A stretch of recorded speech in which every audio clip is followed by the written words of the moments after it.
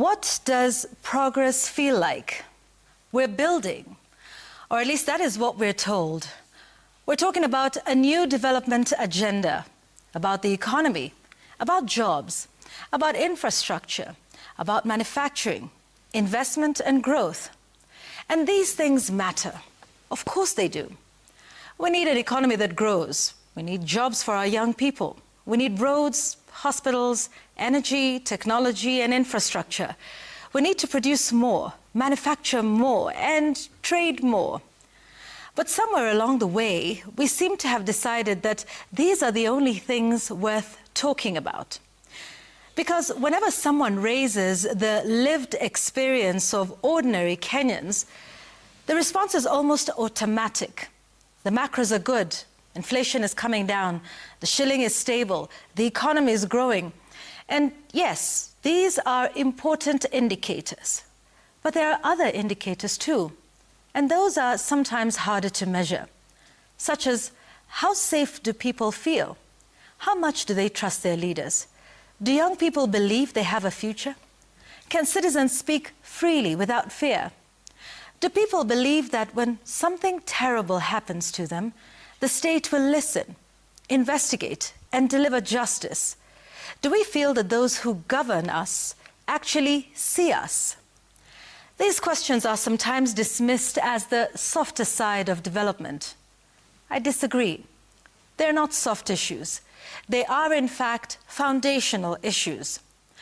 Because a country is not only an economy, it is a society.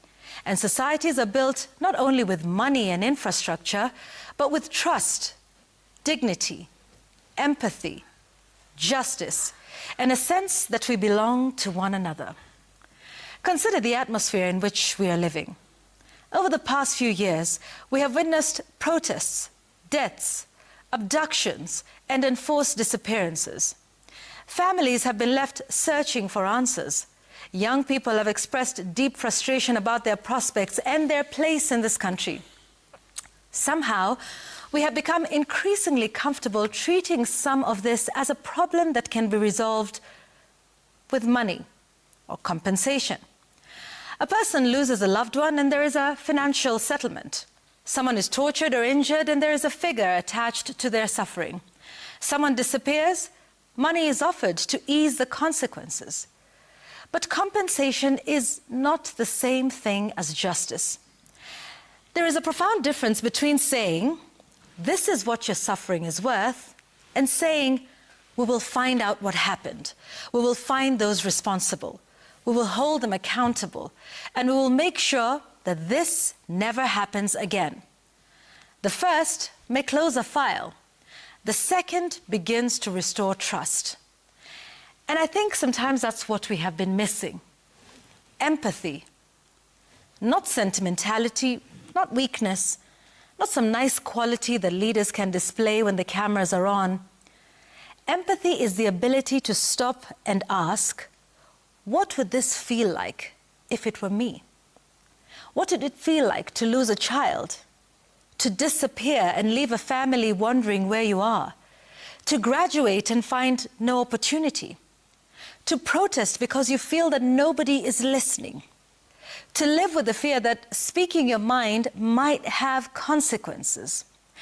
And perhaps most importantly, what would it feel like to be governed by people who don't seem to understand any of that?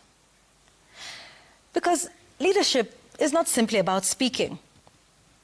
Many a times it is about listening, really listening, and not listening to formulate the next response, not listening to dismiss, and not listening to find the next political angle, but listening to understand. And the tone matters. The tone with which leaders speak to citizens, the tone with which they speak about their opponents, the tone with which they respond to criticism. Because tone travels, and when contempt becomes normal at the top, it eventually becomes normal everywhere else. Political disagreement has become personal hostility. Criticism becomes betrayal. And citizens begin to see one another not as fellow Kenyans with different opinions, but as opposing camps that must defeat one another. And then we wonder why every new initiative is met with suspicion. Why even things that might be good are immediately viewed through the lens of mistrust. You see, it is difficult to build anything together when the people being asked to build it do not trust those holding the blueprint. You see, trust is not a public relations problem. It is a development problem.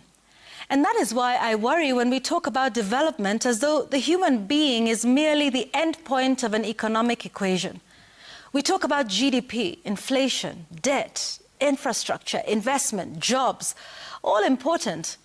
But behind every number is a person. The unemployed young person is not a statistic. The family that has lost someone is not a budget line.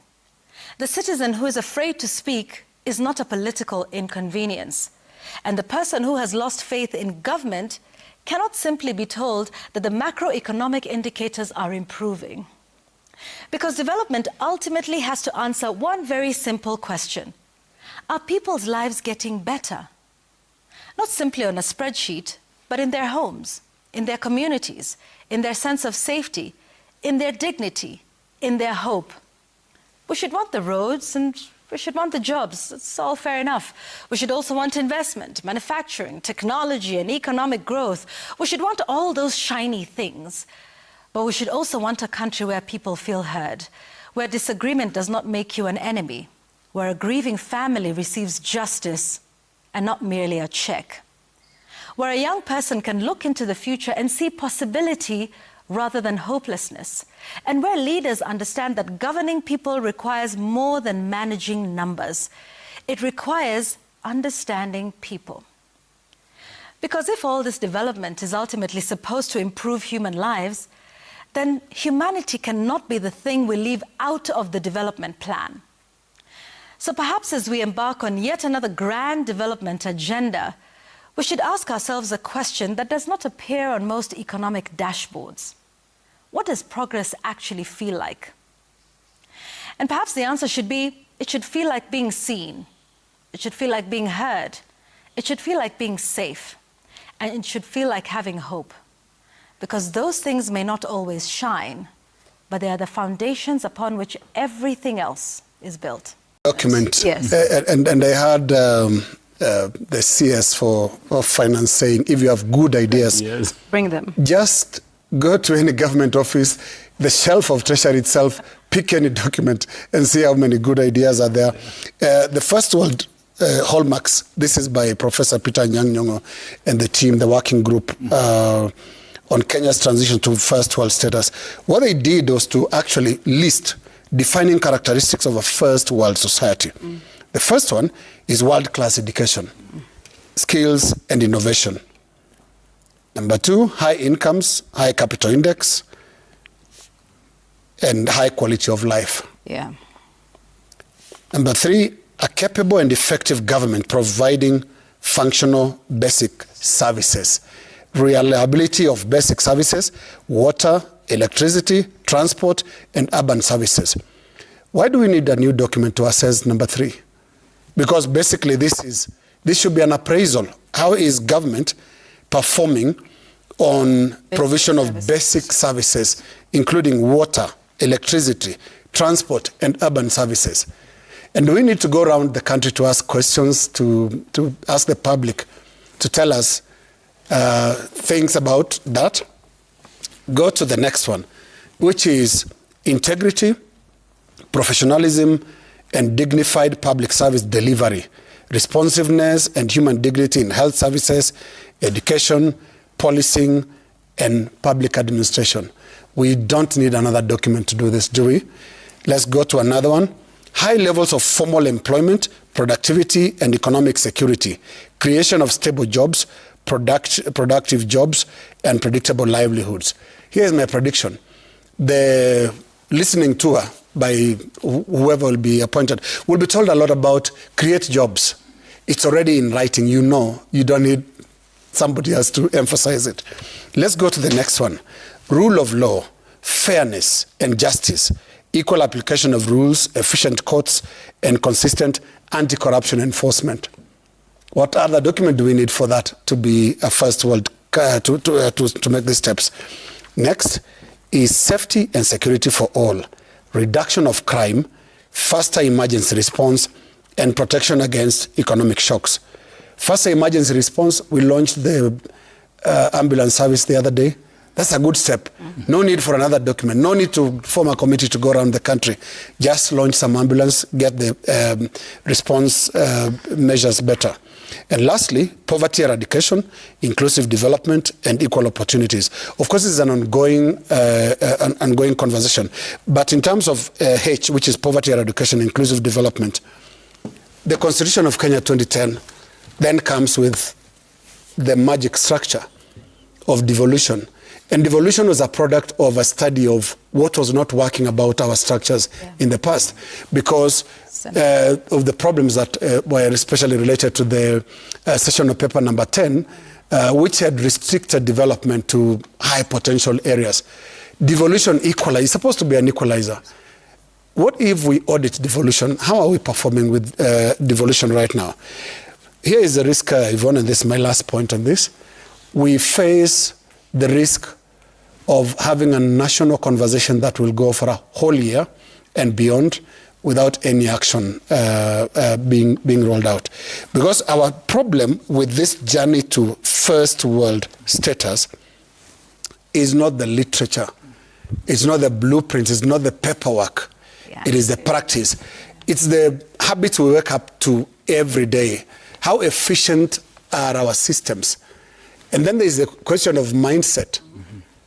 Have we addressed our national mindset, for example? Because the problem in Kenya is there is this big difference between what we write and intend and what we actually do.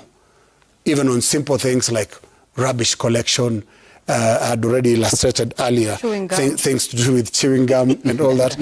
The papers can't get us to the first world status. It's actually our hands and our attitude, our minds, and getting things done.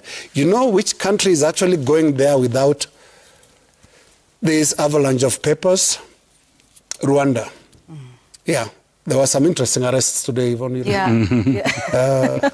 Rule of law means everyone is equal. If the people in the regulatory sector are getting it wrong, police will come for you. And the same way they'd go for criminals. So it's about the daily audit of how we do things. And how we do things here, it doesn't matter how many papers we write, we'll never get there, and not with this generation of leaders. You know, a conversation, I think even like Professor Anyang' Nyong'o says, about where we want to go is an imperative one that we must have. But, you know, we're in the middle of a contest. And so it's sometimes difficult to divorce one idea from the other. And maybe those are some of the questions that come up, you know, at this time. And because you move straight from launching a vision that is supposed to include everybody, and the next day go straight onto the campaign trail. I mean, look, in an election, it is what it is. We're in a dichotomous place where we are asked to choose one idea over the other. One person who will carry that idea over the other. And so that is where we are, you know, at this point and at this time. So, you know, in the same breath, somebody says, let's talk about the next 30 years. And hey, the current regime has done very well. You know, this is where our minds are at this time. I was moved close to tears early this week when I made a voluntary stop at a police roadblock somewhere in this country. It was a hot day, and I mean blazing hot, and the sight of police officers donned in full gear left me in no doubt as to how these officers were feeling.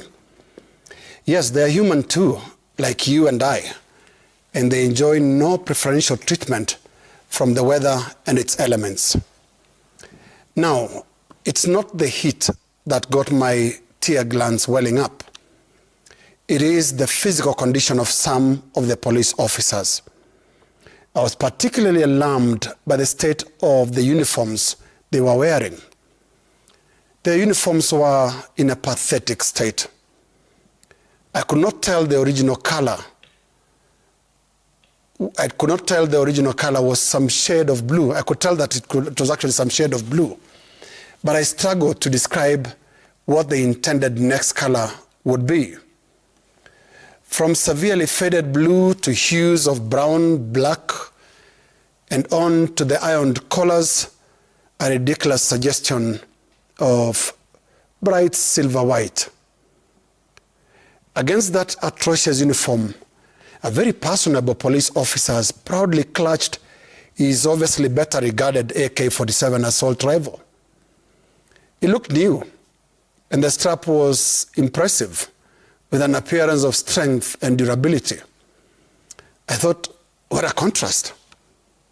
We had a good chat with the police officers, and no, they did not ask for money, chai, kitu kidogo, or such like stuff. They were just decent fellow Kenyans engaging in a conversation about things that included families and, of course, the harsh sunshine. The sight of that uniform was devastating. I was left wondering, could it be the only pair the officer had? Is there a process of replacing uniforms when they wear out? And after how long are they replaced? I was devastated because across all civilized nations, including first world countries, a police officer is the face of law and order.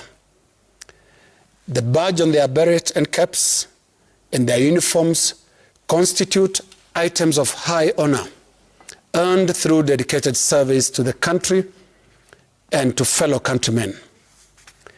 A police officer is the first symbol of the rule of law, and as a matter of course, they must look the part. The dilapidated uniform notwithstanding, I left the police roadblock convinced I met some really nice officers. And I know there are so many well-meaning men and women serving in the National Police Service today. But I kept wondering what it feels like to be a good, diligent police officer in Kenya today. How do policemen and women in faded uniforms feel? How does a good police officer feel when one or three of their supposed colleagues turn out to be hired hitmen behind the broad daylight killing of a doctor? How do genuine rule of law inspired police officers feel when they are paired with goons supposedly on public order deployments? How do law-abiding police officers feel when they or their colleagues don masks and hide their identities while out on partisan political assignments? Let's shelve those complex questions first, and let's attend to a basic one. How does a good police officer feel turning up for duty every morning in torn, tattered, or severely washed out uniforms? What happens to their dignity? Now, dressing well and looking neat and tidy is a central part of the training of police recruits. But why should a serving police officer look so hopeless and disheveled? Incomprehensible. To the National Police Service, when you're buying those hoodies and face masks, do not forget the police officers in faded blue uniforms. That is my kicker. What I know happened between Monday and Wednesday is things are getting really, really interesting, especially around the question of the running mate question for President William Ruto. He is in a catch-22 situation. And there's something that happened in 2010 with the change of the constitution, introducing the position of deputy president. What the introduction of the position of deputy president did in 2010 in the new constitution is it sought to make that position a substantive position of a president in waiting. It means whoever occupies it should actually be able to run the country the next minute if is required to, or if she is required to. That is what the Constitution of Kenya 2010 did by introducing the position of Deputy President. But what the Constitution of Kenya 2010 did was it complicated politics of promises so badly. And I want to just go back to 1997, way before the introduction of the Constitution of Kenya 2010. And President of the time, Daniel Toroitich Arap Moi, was running for re-election for his last term because it was a second term of the constitutional 10 years that a president can serve. And the position of vice president, at the time, the wording was the vice president serves at the president's pleasure. And so what the vice presidency used to be, it used to be a fishing bait, basically, where you dangle it, get the vote, and then either make good the promise or do what fishing baits do, which is swallow it. And in 1997, President Moi was in that situation of looking for re-election votes. And I remember talking to people on the street, and they told, and I remember the soundbite of a guy telling me, ameahidi wa Kisii, there was Simon Nyachae at that time, the finance minister. Ameahidi wa Luhya, there was Musalia Mudavadi, who was also his cabinet minister. Which year was that? Sorry? Which year was that? 97. Musalia Mudavadi? Yes. Oh. Okay. Musalia Mudavadi has been around since age 28, I think, when he took over from his late father as MP for Sabatia in a by-election. And then comes 1998. Of course, Moi won the re-election in 1997. Then 1998, for about 14 months, the country had no vice president. Yeah. And I can only assume that it was because of the pre-election promises. Who did you promise? So he did not give it to anybody. He didn't give it to Western, he didn't give it to Kisii, he didn't give it to Coast, he did not give it to Mount Kenya.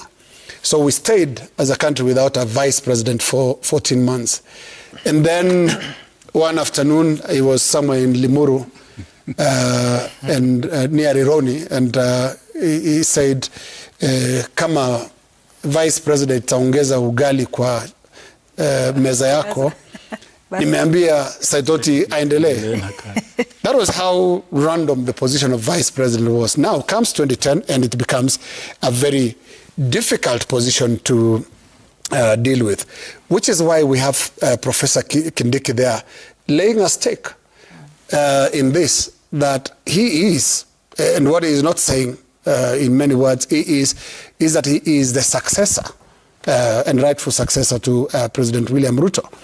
Now, President Ruto will find himself in a situation where, as he goes for re-election next year, whoever he picks as running mate, whether it's Kindiki, whether it's someone else, it has to be with a solid promise that this is your next president. I promise you that this will be your next president. And in fact, that is what is making the contest for that position quite a high-stakes one. You see ODM now making a rather belated claim to this because, Bonio, you said rightfully that ODM went into this already weakened, because ODM weakened itself. And we need to put some facts across here. It's actually a wing of ODM that is in the coalition with UDA, and that is the Oburu Oginga wing. There is the wing of Edwin Sifuna, Senator Edwin Sifuna, who has renamed his wing as Linda Mwananchi, which is not even a registered party, but it's called Linda Mwananchi. That faction is outside. So here comes the question, which I am sure President Ruto and his team are looking at. What exactly are we getting from this coalition with ODM? What are they bringing to the table? I think the desired position by the president and his team is, if ODM of Oginga, Oburu Oginga, can bring the bloc that used to support the late Raila Odinga in total because there's a situation here that the president is dealing with. He's dealing with the departure of a big bloc that supported him in the first term, and that is the Mount Kenya bloc. He needs to replace that with something. Now there'll be mathematics, and UDA people do a lot of math. Yeah. They'll be counting what exactly is Oburu, Oginga, and ODM bringing. And is it enough to take us from 24% of the last opinion poll to 50+1 that is required in the presidential election next year? If the math doesn't add up, if the math adds up, they'll be fine. ODM will not even have to worry about anything. They'll be the first and only wife in that marriage. But if the math doesn't add up, say it pushes the numbers to 30-something%, that is not enough. President Ruto still needs to get to the 50+1 mark. So what will he have to do? And this is why Professor Kindiki is treated delicately. Don't push him. And Sam, you're right on the question of what that would do to Mount Kenya. The team that is supporting the deputy president talks of we only have to wait for another 5 years and we will be the ones on the ballot. So it's a very good narrative to sell, including even in Mount Kenya. That is why the narrative of Mount Kenya East is there.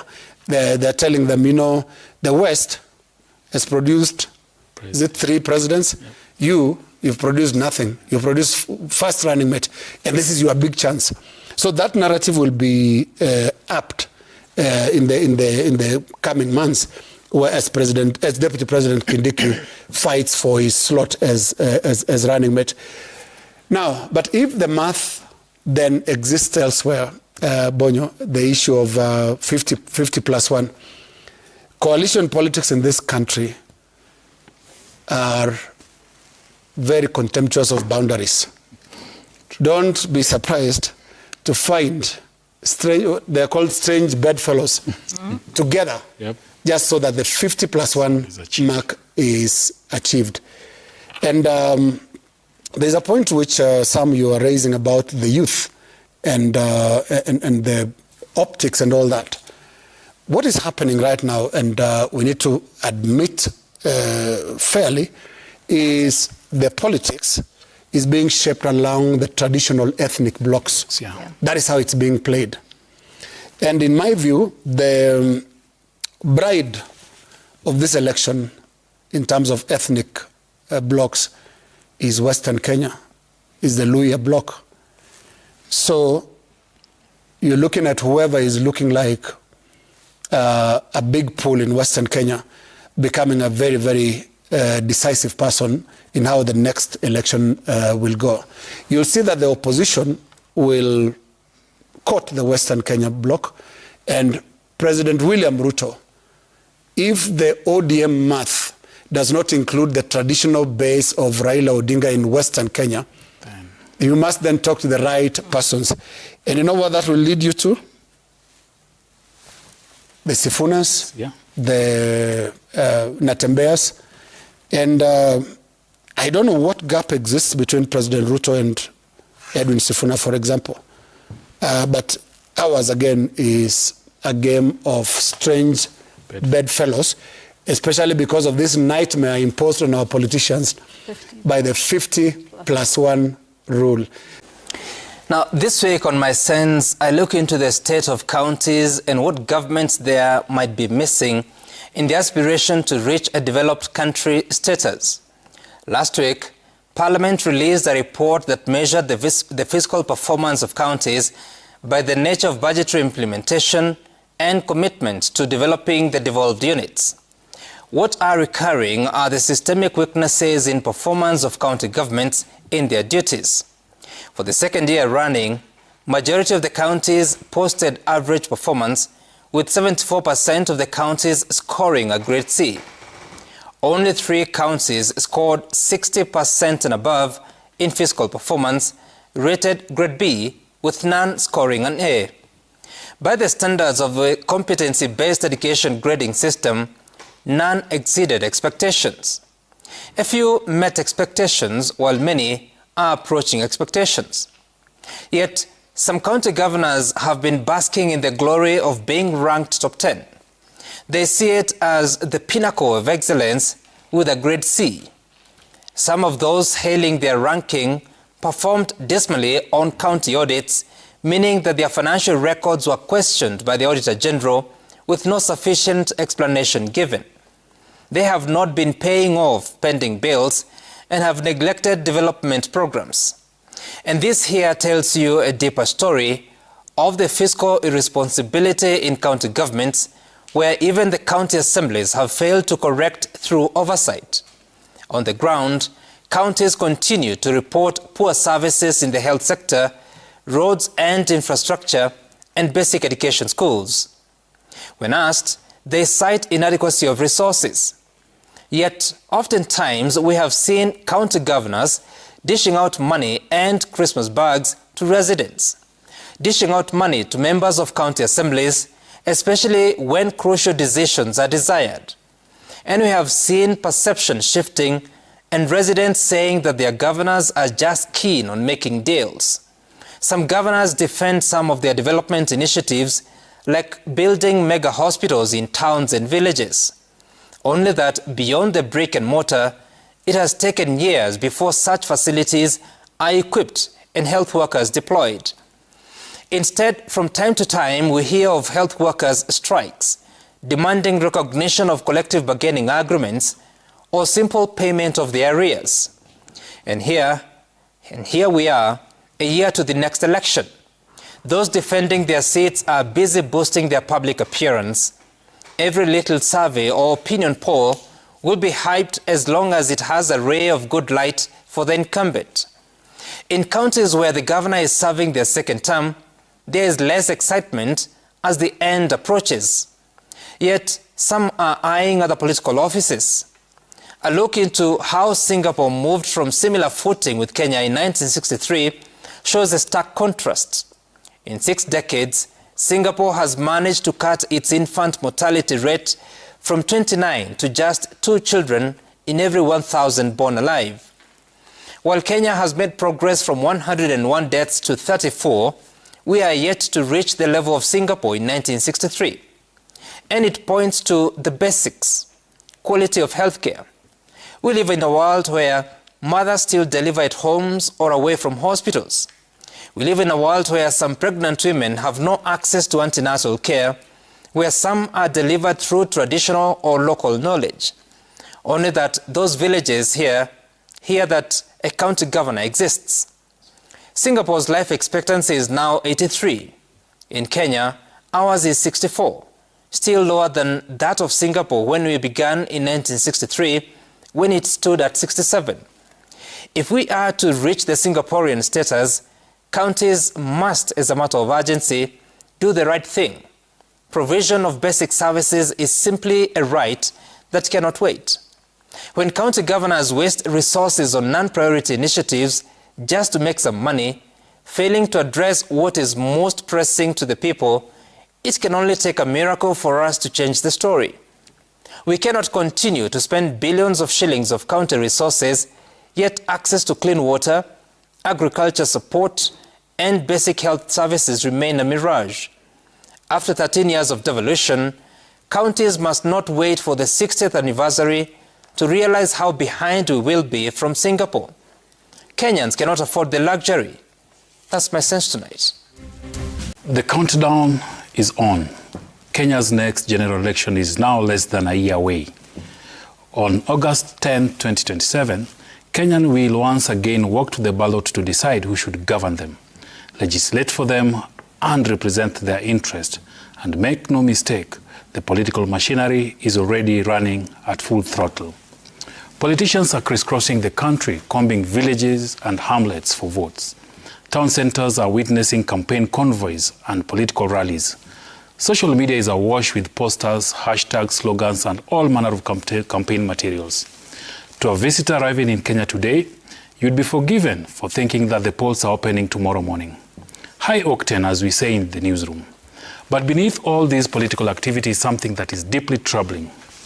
Listen to our politicians, from the aspiring MCA to the presidential hopefuls, and you'll hear remarkably similar conversations. It's either 2-term, 1-term, and in some cases, no term.